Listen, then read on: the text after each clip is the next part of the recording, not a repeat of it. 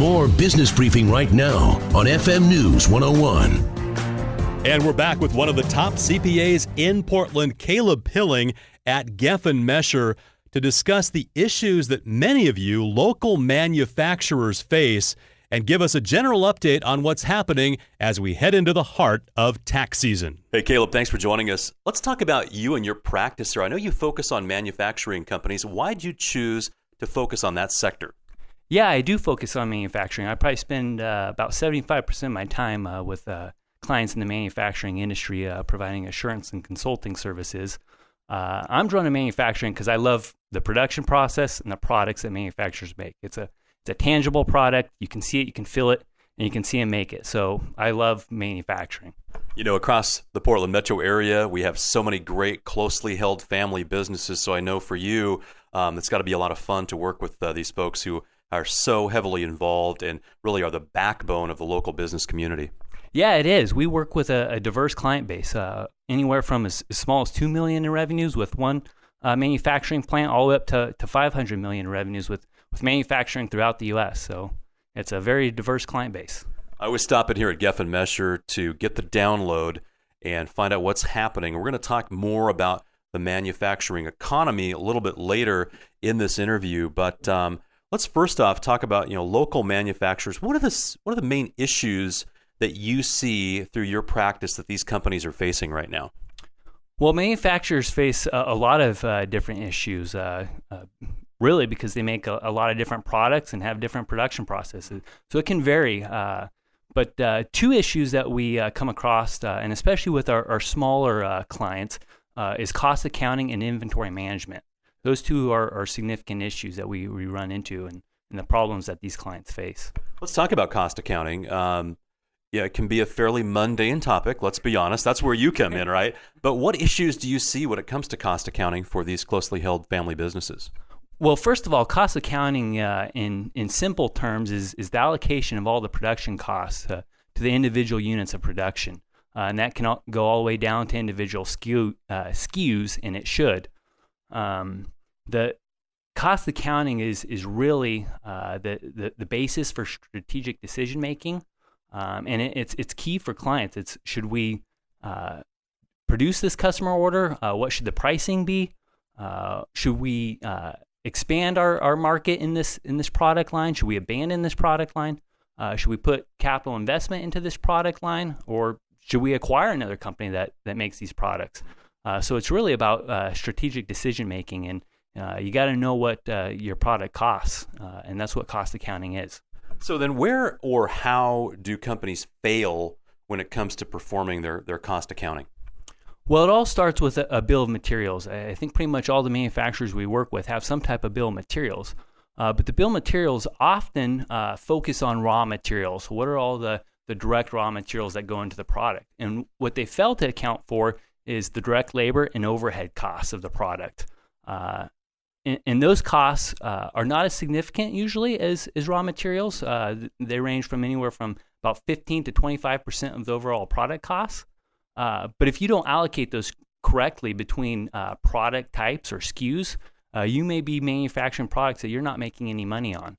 So that's really the key. And there's a couple reasons why management may not allocate direct labor and overhead costs. And one, they may not have the resources or the expertise.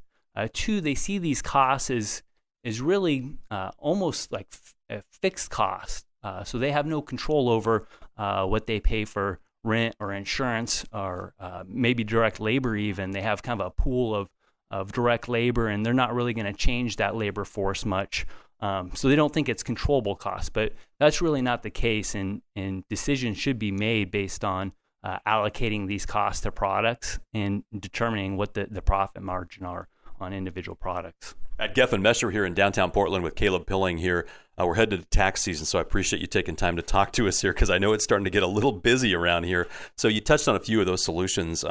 It seems simple when we talk to you because you guys always have the answers, but I know for the business owners out there, that allocation of labor and overhead, running a business day to day and trying to hit those numbers, they have to really stop and contact their CPA, their accountant, get their controller, and really do a checkup, don't they?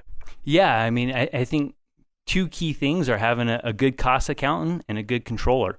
And from there, the solutions really are identifying how to track labor.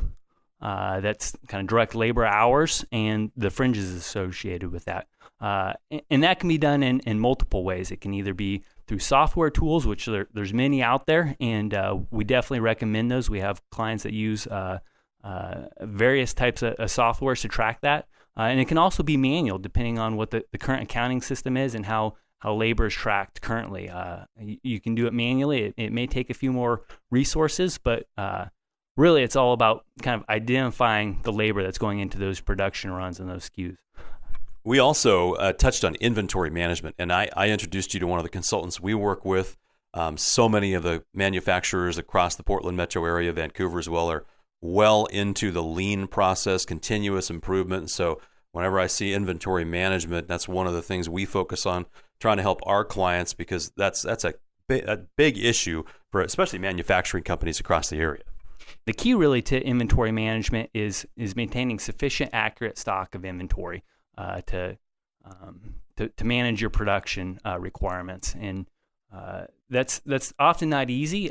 Basically, the essence of it is maintaining perpetual inventory records that are accurate, so you know what you have on hand, when you need to order it, and what the requirements are for customer orders.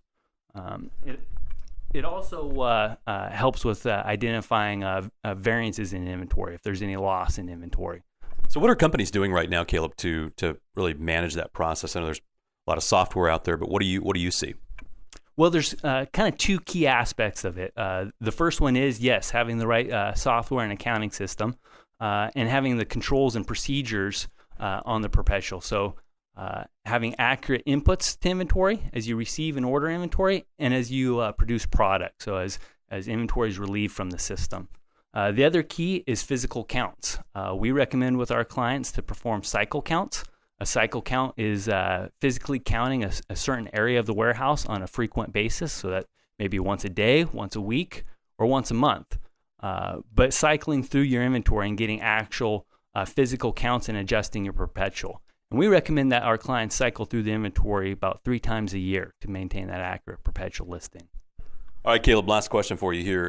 In terms of what you're seeing, this is what I love to ask CPAs, because you get that behind the scenes look at what's going on inside companies. A lot of times executives, business owners put on the brave face and say, hey, it's going great. But it's not always going great, and it probably depends on what sector you're in. But what's the manufacturing climate look like across the Portland metro area? Yeah, it kind of varies by the sub-industry that the manufacturers operate in, but for the most part, we've seen a pretty significant tailwind in the last couple of years, and that's mostly because of the commodity markets and the energy markets, and the raw materials that are going into their products have generally been decreasing in prices, and depending on whether those prices are passed on to customers or not, kind of depends on how well they've done. Some companies have pricing arrangements with customers based on it, so they kind of have to pass them through. But other companies kind of retained that profit from the decreasing raw material prices. So it just kind of depends on the sub-industry. There's certain sub-industries, retail products, construction products, that have done pretty well. It's been a good market for them. There's others that clients that we serve that manufacture products for mining or other commodity businesses where they're not buying capital investment equipment right now, just because of the last couple of years and where the commodity market's been. So for those businesses that are kind of producing industrial equipment, it's been a little rough for them. So it really depends. Well, no doubt every situation is different. So if you'd like to learn more, just reach out to Caleb Pilling at Geffen Mesher. I'm sure he can help you out. Okay, when we come back, we'll wrap up this hour of business briefing, a preview of March in Oregon and Washington wine country when we come back.